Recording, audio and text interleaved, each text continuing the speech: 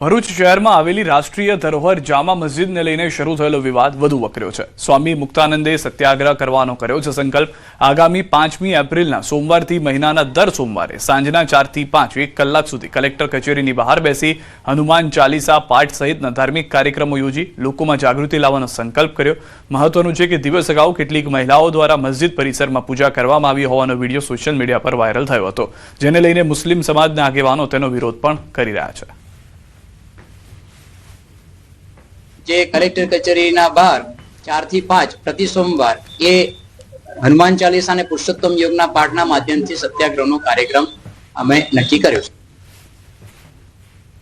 સાંજી વિરાસતના રૂપમાં એટલે રાષ્ટ્રીય ધરોહર છે, પ્રત્યેક નાગરિકનો આનો સીધો સંબંધ છે, એટલા માટે એનું સંચાલન, એનું સંરક્ષણ ઈએસઆઈના માધ્યમથી ક્યાંક ને ક્યાંક થાય એ જ મુખ્ય ઉદ્દેશ છે।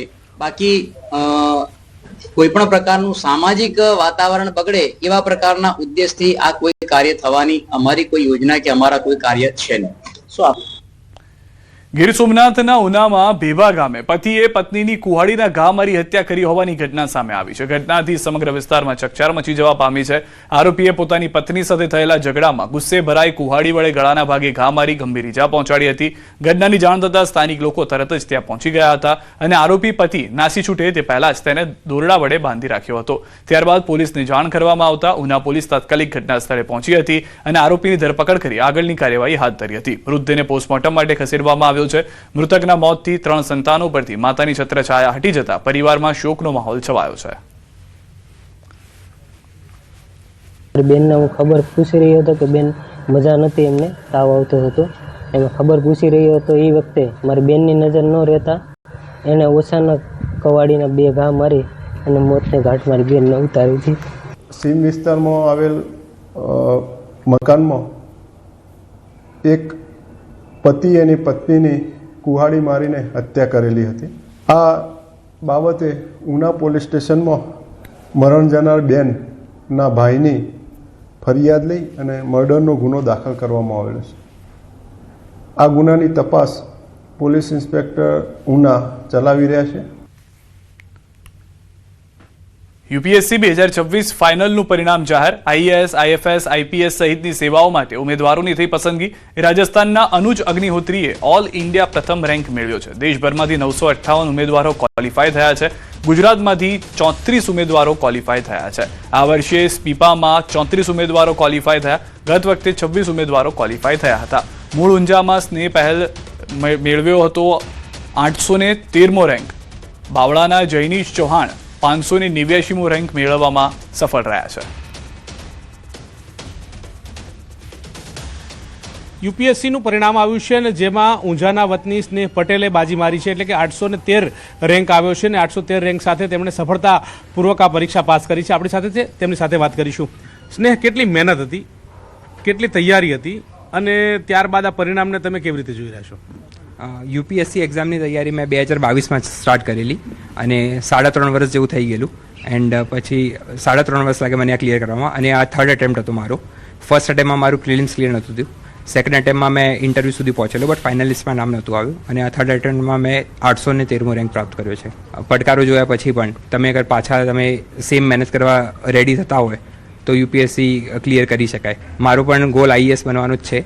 પરિવારે પણ સપોર્ટ આપ્યો છે અને પરિવારના સપોર્ટ થકી આ પરીક્ષાને સાર્થક કરી હોય તે પ્રકારની વાત કરવામાં આવી રહી છે। હરીશ શર્મા સાથે ગૌતમ શ્રીમાળી, ન્યૂઝ 18 ગુજરાતી, અમદાવાદ।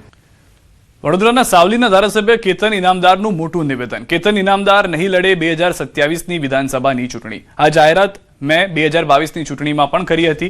હું 3 ટર્મથી સાવલીમાં ચૂંટાઈ આવું છું તેવું કેતન ઇનામદારે કહ્યું। હવે યુવાનોને ચાન્સ આપવા માંગુ છું। કેતન ઇનામદારે કહ્યું કે વિધાનસભાની ચૂંટણી ન લડવા પરના નિર્ણય પર મક્કમ છું। ભલે ચૂંટણી ન લડું પણ સાવલીની જનતાની સેવા કરતો રહીશ। બરોડા ડેરી મુદ્દે કેતન ઇનામદારનો સન્માન કાર્યક્રમ યોજાયો હતો। 2022માં કહ્યું હતું કે 2027નું ઇલેક્શન નહીં લડું। તો યુવા સંમેલનની અંદર યુવાનોનો જે ઉત્સાહ, ઉમંગને જે વસ્તુ જોઈ એ વખતે મને એવું લાગ્યું કે મારા હયાતીમાં હું પોતે નવા યુવાનોને તક આપું, નવા યુવાનોને ચાન્સ આપું અને વિધાનસભાની ચૂંટણી ના લડવાને પર આજે પણ હું અડગ છું। સાવલીમાં ભારતીય જનતા પાર્ટીના તમામ કાર્યકર્તા, સાવલીના તમામ મતદાતાઓ, સાવલી દેસર વિધાનસભા ક્ષેત્રના તમામ માટે અડીખમ હું એમની સાથે છું. ચૂંટણી નહીં લડવાની જાહેરાત તેમજ બરોડા ડેરીના રાજકારણ અંગે સાવલીના ધારાસભ્ય કેતન ઇનામદાર સાથે ન્યૂઝ 18 ખાસ વાતચીત કરી હતી અને તેમણે આ મુદ્દા પર સ્પષ્ટતા કરી છે અને તેઓનું કહેવું છે કે તેઓ આ વાત પર અડગ છે, પરંતુ હાલમાં તેમના સમર્થકો હવે શું કરે છે તેના પર પણ નજર છે. ગીર સોમનાથની વાત કરીએ હવે. ગીર સોમનાથના ઉના તાલુકાના ભાજા ગામે બોગસ બીએડ કોલેજ કૌભાંડ બહાર આવ્યું છે. માન્યતા વગર કોલેજ ચાલતા હોવાનો ચોંકાવનારો ખુલાસો થયો. કોલેજ સંચાલકો દ્વારા એનસીટીઈના નકલી લેટરપેડ અને બનાવટી સહી સાથે માન્યતા દર્શાવી યુનિવર્સિટીને ગેરમાર્ગે દોરવાનો પ્રયાસ કરવામાં આવ્યો. દિલ્હી ખાતે ચકાસણી દરમિયાન લેટર બનાવટી હોવાનું બહાર આવ્યું. ભક્ત કવિ નરસિંહ મહેતા યુનિવર્સિટીના રજિસ્ટ્રારે જૂનાગઢ તાલુકા પોલીસમાં ફરિયાદ નોંધાવી. પોલીસે કોલેજ મેનેજમેન્ટ, તે સમયના પ્રિન્સિપલ સહિત 3 શખ્સ સામે ગુનો નોંધી વધુ તપાસ હાથ ધરી છે. એની વેરીફાઈ કરવાની જે વ્યવસ્થા છે એ યુનિવર્સિટીએ સમયગાળામાં નહીં કરી હોય અને એના આધારે એડમિશન પણ એ સમયમાં થયા હશે. એમાં કોઈ સંકોચ આપણે રાખી શકીએ નહીં ને એ હકીકત છે. બોગસ ડોક્યુમેન્ટ કોઈ આપે તો એના ઉપર સખ્ત કાર્યવાહી કરવી જ જોઈએ અને યુનિવર્સિટીએ જૂનથી આ કાર્યવાહી કરી રહી છે. ત્યાર પછી પણ યુનિવર્સિટી પોતાની ઇન્ક્વાયરી કમિટી મૂકીને યોગ્ય હશે તો આગળની કાર્યવાહી કરે ને કે કાયમી માટે એનું જોડાણ રદ કરી નાખશે. જે વિદ્યાર્થીઓ ફાળવ્યા બાદ સદર લેટર જે એનસીટી દ્વારા વિદ્યાર્થીઓ ફાળવવા માટેનો છે તે ખોટો અને બનાવટી હોય, તેને ખોટા લેટરને સાચા લેટર તરીકે ઉપયોગ કરવા માટે જે ગુનાહિત પ્રવૃત્તિ અંજામ આપેલ છે તે તમામ વિરુદ્ધ કાર્યવાહી કરવા ફરિયાદ નોંધવામાં આવેલ છે અને હાલ તપાસ ચાલુ છે. અમદાવાદથી સમાચાર. 7th ડે સ્કૂલ વિવાદનો મામલો. હવે 7th ડે સ્કૂલ મેનેજમેન્ટને એએમસીમાં બોલાવાશે. ઉચ્ચ અધિકારીઓ જગ્યા બાબતે કરશે હિયરિંગ. સ્કૂલ મેનેજમેન્ટને નોટિસ આપી જરૂરી દસ્તાવેજો સાથે સુનાવણી માટે બોલાવાશે. એએમસીએ જગ્યા 99 વર્ષ ભાડે આપેલી હતી. કરાર ભંગ થયો હોવાની શોકોઝ નોટિસ આપવામાં આવી હતી. સ્કૂલ મેનેજમેન્ટ દ્વારા હાઈકોર્ટમાંથી પિટિશન પરત ખેંચાઈ હતી.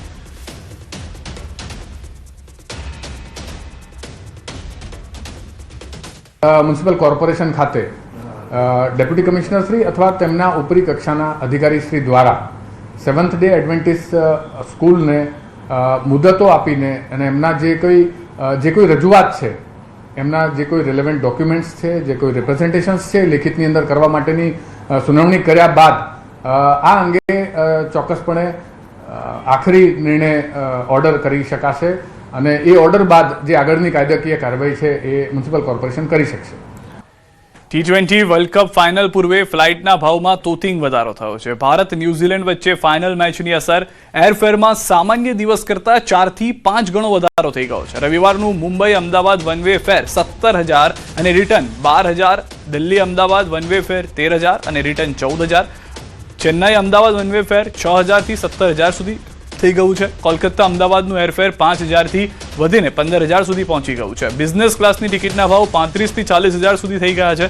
સામાન્ય રીતે માર્ચ મહિનામાં પરીક્ષાઓ હોવાથી એરફેર નીચા હોય છે, પરંતુ મુંબઈ અને અમદાવાદ વચ્ચે માર્ચ મહિનામાં સામાન્ય દરજે 2,500 થી 3,000 રૂપિયા હોય છે.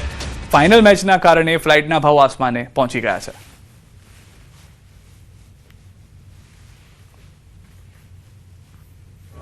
સામાન્ય રીતે બોમ્બે અમદાવાદ લગભગ 2,500ની આસપાસ હોય છે.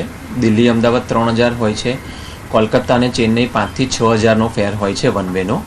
જે આ ક્રિકેટ મેચ રમાવાની છે ફાઇનલ અને જે પ્રમાણે રસ દેખાઈ રહ્યા છે બધા, એ પ્રમાણે આ બધા જ એરફેર લગભગ 3 થી 4 ગણાનો વધારો થયો છે અને કદાચ હજુ પણ વધી શકે એવું લાગી રહ્યું છે અને કદાચ એડિશનલ ફ્લાઇટ પણ મૂકી શકે એવી સંભાવના છે.